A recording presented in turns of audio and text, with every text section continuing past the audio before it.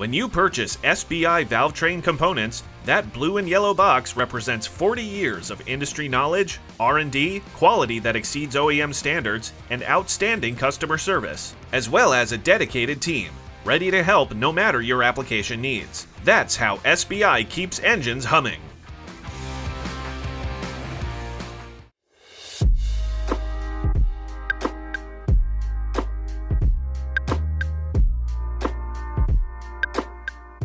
Hey everyone, hope everyone's doing well. I'm Greg Jones for Engine Builder, and welcome to another episode of Industry Insiders. Today I'm joined by someone who's really making a name for herself in this industry and as a drag racer. And if you haven't seen her out on the track, you've likely followed her Four Door Rocket social media channels. And if you're not familiar with that handle, you're certainly familiar with her bright orange Cadillac CTS-V. And of course, I'm talking about Felicia Smith. Felicia, thanks for joining us today. Hi, thank you for having me. How have you been? Everything good? Everything's been going great. Since the last time I've seen you, I think we made a lot of big changes, but I can't complain. Everything has been smooth this far. Yeah, absolutely. And we'll definitely get into some of those upgrades that I know you've made here momentarily. And, we're getting into the heart of race season here. And I know you probably have a lot going on, and we definitely want to cover that. But I'd love to start with a little bit of background, just to give the folks a little bit more information about, who you are, where you came from, how you kind of got into all of this. Because I know, unlike many folks in this industry, you didn't necessarily grow up within it. It kind of became a passion a little bit more recently, correct? Right. So a little bit about me. I moved around a lot. I'm originally from Kaufman, Texas, which is just south of Dallas, but I've lived in 5 different states. I went to, I don't even know how many different schools. But like you mentioned, I didn't grow up in racing. None of my family races, none of us own a shop, which my family does like cars. I think we've always kind of been the ones that you see a nice car drive by and you're like, oh my goodness, I'd love to have that. But it ends there. Yeah. Nobody ever made a move further than that. We didn't make a lot of money. I kind of grew up in apartments. So once I graduated high school and I decided I was going to go to college and I was going to make it happen. And I went to the track in Tulsa, actually. Tulsa, Oklahoma. That's where I went to college at. And I absolutely loved it. And I met my now husband while I was in college. And he was into cars as well. And it just kind of took off from there. We started going to our local track here in 2014 and actually racing. He had a bike and I had a G35. And that's where it all kind of started. And I started learning everything, the classes, the lights, how payouts work, just kind of the generals of racing, because since I didn't grow up in it, there's nobody to tell you that. So I kind of learned trial by fire and we just went with it. And now we're here. Yeah, certainly. And like I was saying, you've certainly come a long way in just that short amount of time. And, obviously the Cadillac behind you has a lot to do with that. Yes. Do you want to tell a little of that story? It looks a lot different than it did when you first got it. It does. We'll have to show a picture of it. It was actually red and looked completely different. But so like I mentioned, I raced the G35 for a couple years and I decided that I wanted something faster. I wanted something just that you felt in your chest. I wanted that whole feeling of a race car. But the kicker was it also had to be my daily, because at the time, that's what the G35 was. So I had actually sat in a CTS-V in a Oklahoma auto show in 2012, and I fell in love with it. But at that point, I was 19, and having a CTS-V was just unrealistic. So in 2016, when I got that urge and I got that feeling again, a V was what I wanted. And so I actually found a completely stock black manual CTS-V here at the dealership in Oklahoma City. I was convinced that was the car for me. I went and drove it. I loved it. I sold my G35. I went to pick it up the next day and it was gone. And I was devastated. But You don't put down a down payment, they don't hold it for you. So somebody had bought it that morning. I hope that they are loving it as much as I would have. So at that point, here I am carless, and it was my daily. So I have no vehicle currently to go back and forth to work. So I became a little bit desperate. And this one, a coworker had actually showed to me, it was red, it was an automatic, and it was everything that I did not want. But like I said, I was kind of in a hurry at that point. So I went down. The owner at the time drove about an hour and a half north, and I drove about an hour and a half south, and we met on the border. And I walked out of the casino. My now husband, Aaron, and my dad was with me, and we walked out, and I heard it. It was cammed, and I heard it just lobing, like almost to the point to where it was dying. And I was like, I don't care if it's red, I'm taking it home. Like at that point, I was absolutely in love. Of course, we drove it. It made 618 wheel horsepower at that time. And that's where it all started, 2016. I've had her since. Yeah. And obviously, as our viewers can tell, it did not stay red for very long. No, she is orange, and I think the orange is now my staple. Yeah. We've talked about that, not necessarily being a favorite color, but obviously you've kind of leaned all the way in on it, and it's become a pretty iconic car. When people see it, they take notice, and you're one of the few orange Cadillacs out there. So Felicia, we've talked about some of these upgrades, and even since we saw you at Sick Week in February, you've done some more stuff to the engine. But do you want to talk a little bit about, where it's come from when you first bought it, with just that different cam in it, to now, really being a pretty solid race vehicle? Yeah, absolutely. So when I first bought the car, like I said, it made 618. It had a few modifications, bolt-ons. It was a complete stock bottom end, which was great because it actually let me kind of learn from square one all the way through. I owned the car for about 6 months, and we ran into a huge issue to where we were adding more boost and adding more pulley, and it was not making more power. So about 6 months into owning the car, we actually pulled the engine. And like I said, did not grow up in a shop or in mechanics. So this was kind of a learning step by step. We actually wrote down on a notepad, like every single bolt that we pulled and where it went. And we had Ziploc bags everywhere. And so it was a learning experience, but I dove in. Luckily, Aaron is very mechanically inclined. So we pulled it, and we had 2 cracked ringlets. And so that kind of sparked the building it quickly. And so Frankenstein Engine Dynamics is who actually built the very first bottom end that was in the car. I ran that setup for almost 2 years on the 376. And so that was my first setup. My current setup now is built by Thompson Motorsports out of Nevada, Texas. It is a Dart 427. It has DSS pistons, Manley rods, King bearings, and a Callie's crank. And all of that is paired with a Cam Motions custom cam. And that was also, it was a Cam Motion cam that was in the car before. So I did stick with them. We just modified it a little bit. And then we left the 1.9 on it for a long time. That's what I was running at Sick Week whenever we seen you there, the stock 1900 LSA blower. We ended up running 8s with it. We were one of 5 in the world to do that blower only. We made great power with that blower. We made 950 blower only with it, and 1205 on a 250 shot, which was extremely impressive. For a stock blower, that came from Cadillac. So that was ported. Rick Crawford's my tuner. He did do some port work on it, and that does make a big difference. But for what it was, it's still extremely impressive.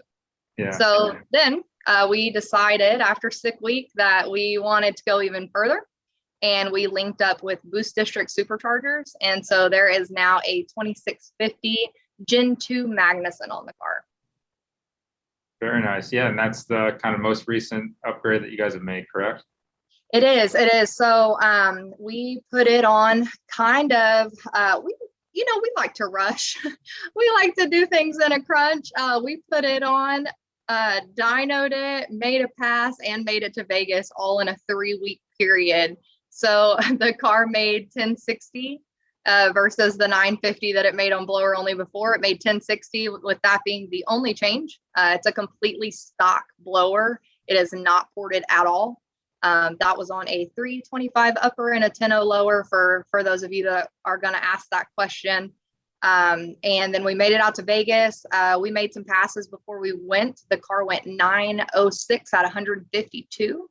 And then with a little bit of tweaking at Streetcar Takeover that we just went to, it went 900 at 153. So we're getting it dialed in.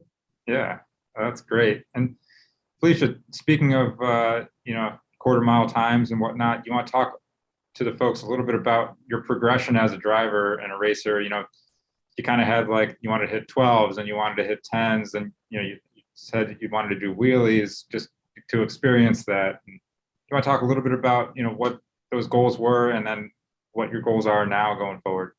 Yeah. So my very first pass down the track, I was extremely nervous. I actually did not make a full pass. I let out early. I rolled into it. I was just so nervous, and I ran 12.8. That was my very first pass in the V that I'd ever ran, a 12.8. And that same day, I ended up getting down to a 10.8 at, it was either 132 or 134. It's been a few years now, but yeah. It was super exciting to run 10s the first time that we were out. The previous owner had only ran 11s.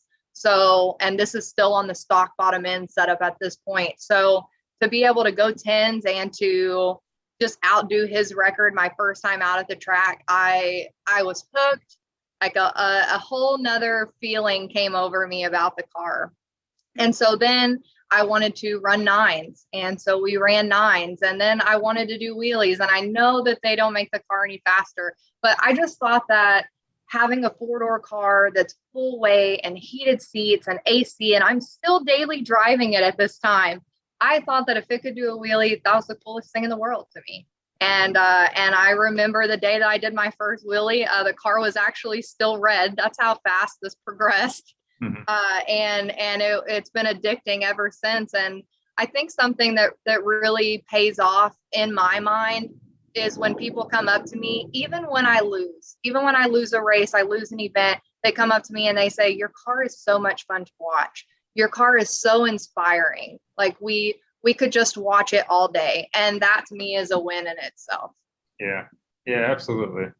Yeah, it's nice to have people rooting for you and enjoy watching the racing for sure. Well, absolutely. And you want to be relatable. I want other people to do this, and I want them to get into racing, especially kids. And I think that the V is very relatable, and I think that it's doable. And from building it in the garage, we kind of show people that. Yeah. And that's a perfect segue. I wanted to ask you about, what you guys kind of showcase on your channels, related to your racing or related to the work that you guys do on the car. You're in there getting your hands dirty just as much as your husband. You want to talk a little bit about, what you've been learning over the years and how much work you guys have been doing yourselves?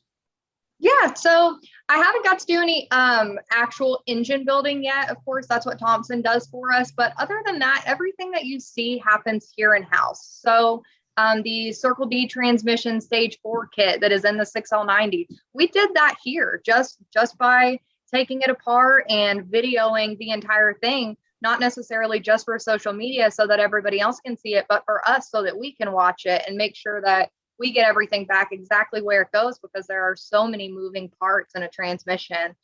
From that to just everything from bolting the blower on, from putting the headers on, like we pull the engine, we drop it back in.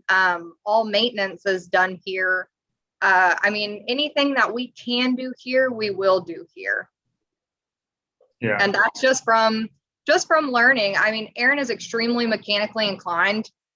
And I feel like the more that we do, the more that I am. But I'm more of that person that I need to see it and you tell me. And then at that point, I can do it, and I can do it over and over. Whereas I feel like Aaron can just look at it and tell you exactly what needs to be done, which for us works out perfectly, because he can say, hey, you do this and I'll do this, and we just go at it. So I actually have a video of us pulling the engine. If it wasn't last year, it was the year before.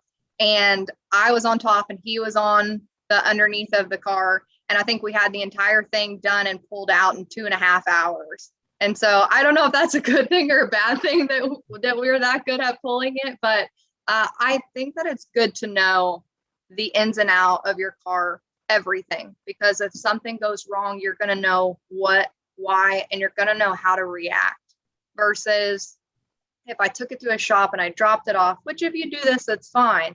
But I feel like for me, not coming from a background of knowing anything about this, if I took it to a shop and I dropped it off and I went and picked it back up and I went to make a pass and something happened, I wouldn't even know where to start. I would just have to call somebody for help. Versus, I mean, we have pulled the heads and rebuilt the top end at the track before on my very first race week. So I prefer it. I prefer to get in there, get dirty, and know what I'm doing and know why I'm doing it. Yeah, absolutely. I think that, it makes you a better racer, understanding all that type of stuff, and, getting a little bit more intimate with the car itself and understanding, how to get better. Felicia, along the lines of, you mentioned that one of your goals is to inspire other people to, get into racing, whether they're watching it or trying to do it themselves.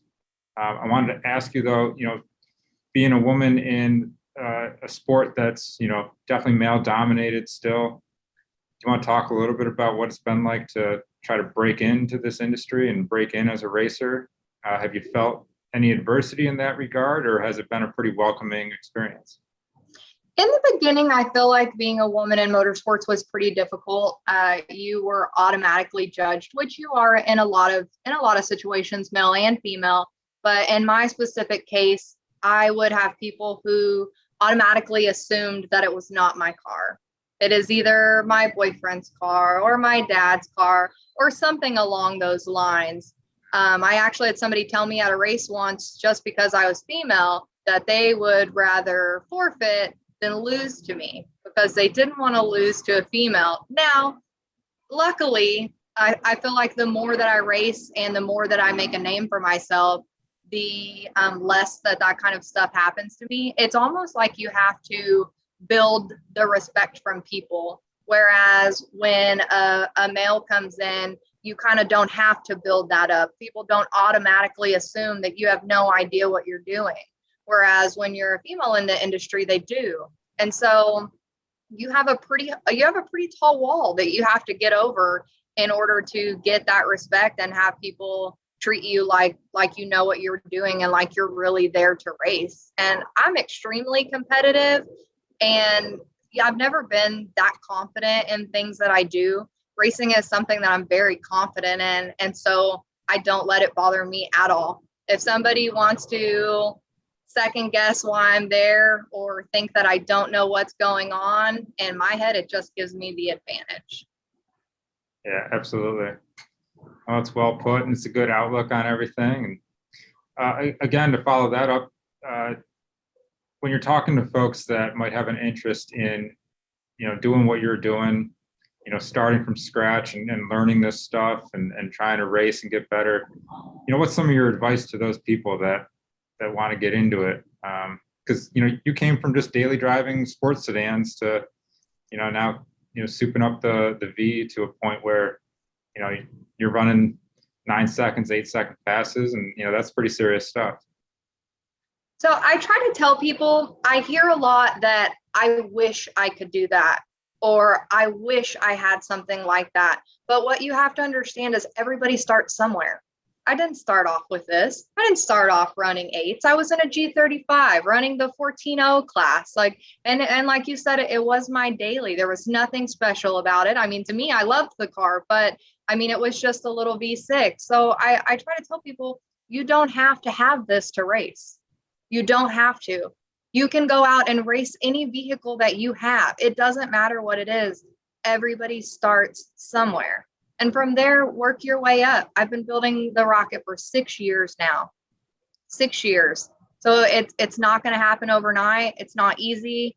You're going to go through some trial and error. You're going to fall and you're going to have to get back up. And sometimes the car's going to be down for a little bit because those are just the kind of things that happen. But if I could just convince people that you don't have to have a race car to race, then I think the industry would grow, and I think the classes would grow, and automotive would not be dwindling down. We've got to get, the younger generation into it and kind of show them.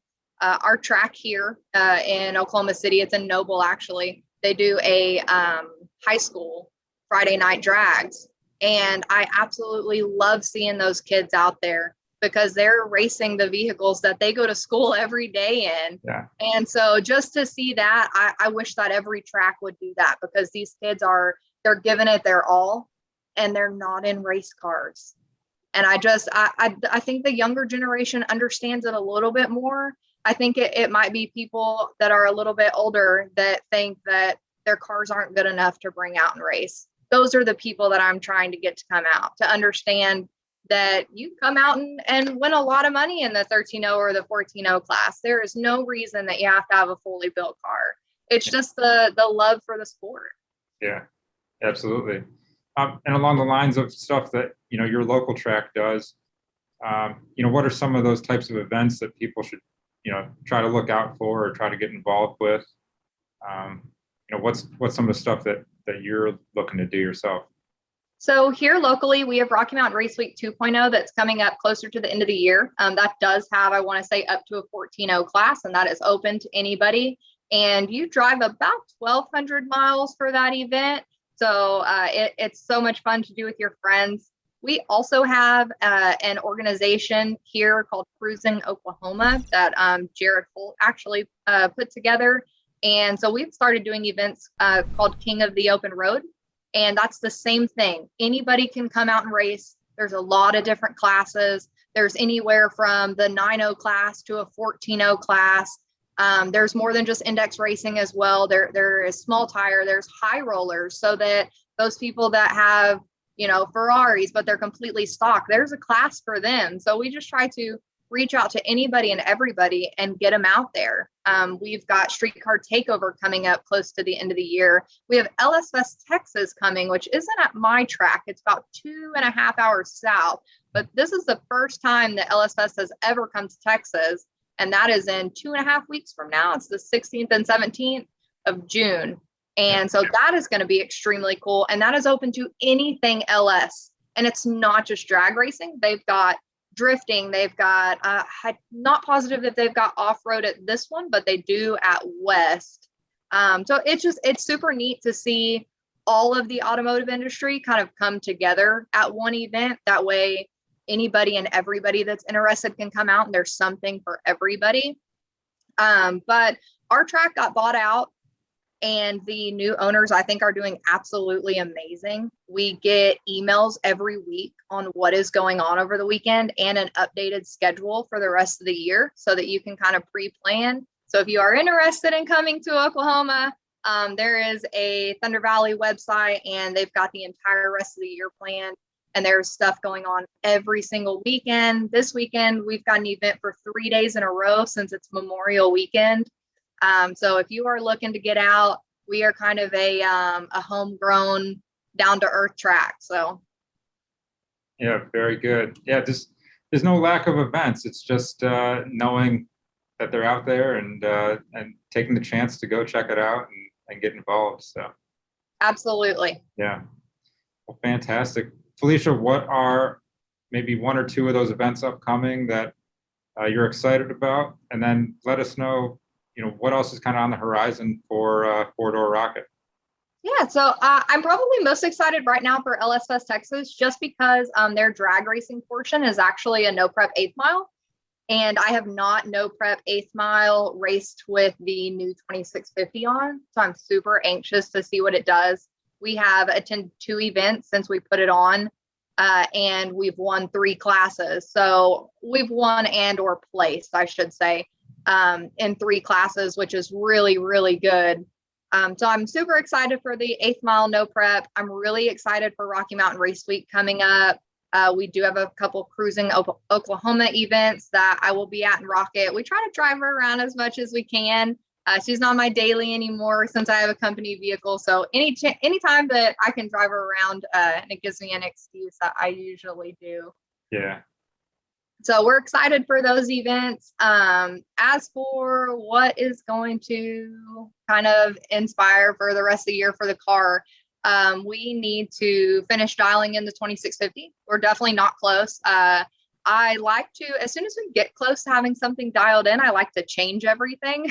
I don't know. I just want to go faster. So anything that I can do that I think will improve it and will get us to that next 10th or to win that next class, we do. So we actually took the 325 upper pulley off and we put a 3.0 upper pulley on so that we'll see a little bit more boost. I don't know if you can kind of see it right now, but I am moving a bunch of stuff down over to the passenger side so that that driver's side can get a little bit more air into the intake. This is a big old blower. And so she really likes as much air as possible versus my 1.9. So we are modifying some of that stuff. We plan to put rear suspension on the car, hopefully this year. So you might see a little bit less wheelies. I promise I'll still do them. But we are going to try to keep the front end down just a little bit, maybe see if we can cut some mid 1.2 60 foots there, hopefully. As the car picks up, she's so heavy that I almost stop moving. That's how high the wheelies are getting. It just seems like I'm stuck there as the other person drives away. So I promise the wheelies will not go away for good, but they just might not be as not every single time that you see the car. Not as pronounced. Yeah. Other than that, I don't know what else we've got for Rocket. I'm hoping to see 880s before the end of the year on blower.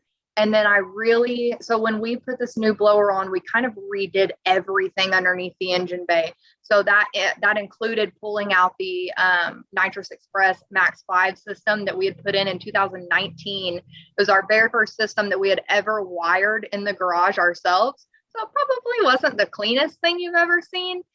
So we decided while we were putting this blower in, we were going to go ahead and pull all of that out. So we pulled the system completely out.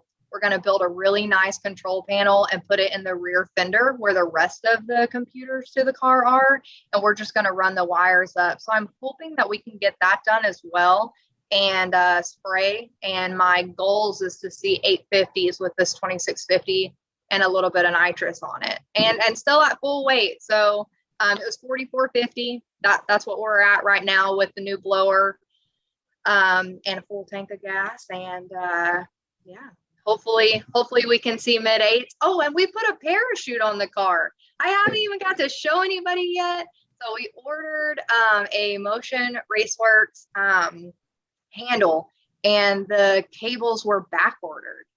And so we just got that in and I cannot wait to pull the chute because there may or may not be something on the chute that is going to be super cool when everybody sees it. So that's a new addition that I'm really, really excited for too. And my brakes really need it. Nice. Yeah, that's awesome. Tons of stuff going on. Any plans to put a cage in it at some point as you keep getting lower and lower? At what point is that going to be a necessary thing? Well, safety, I feel like is I don't know, it's a hit or miss. Like you've got some people right now that would say, oh my gosh, it should have had a cage in it years ago. And then you've got other people that are like, it has all of its factory airbags and system all the way around you. You'll be fine. And I side with those people. I drive it on the street so often that I feel like my stock airbags and all of the stock safety features for me are safer than not having any of that and having a cage in the car. Because I don't wear my helmet on the street, obviously, while I'm driving it around. And I do have people with me and my family still rides in it. And I just don't see a cage in it in my future right now. Yeah. No, I mean, those are fair reasons. Absolutely. It's more than just a race car when it comes down to it. So. Absolutely. Very good. Well, Felicia, my last question here before we let you go You mentioned that just hearing that engine back in the day when you first got the car was, so exciting. You bought it, on the spot, you needed it. Today, what's like that one thing about racing or about the car that, still keeps you motivated and, drives you to keep doing more? So I've got to tell you, I actually just made a post about it the other day.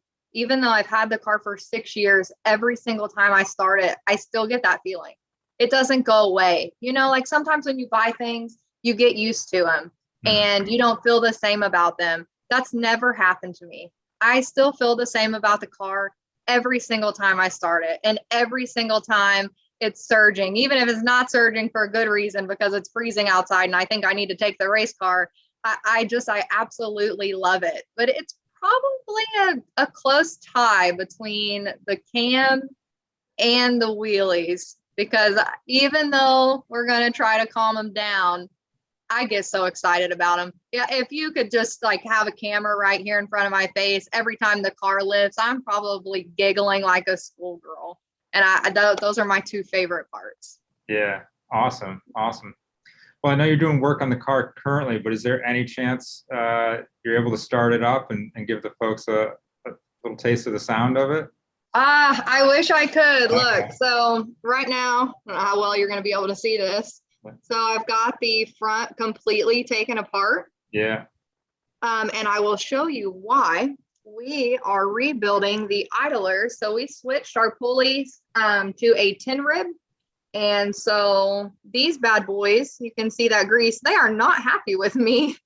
So they're actually off right now because after I leave you, I am going to a local bearing place before I head back to work.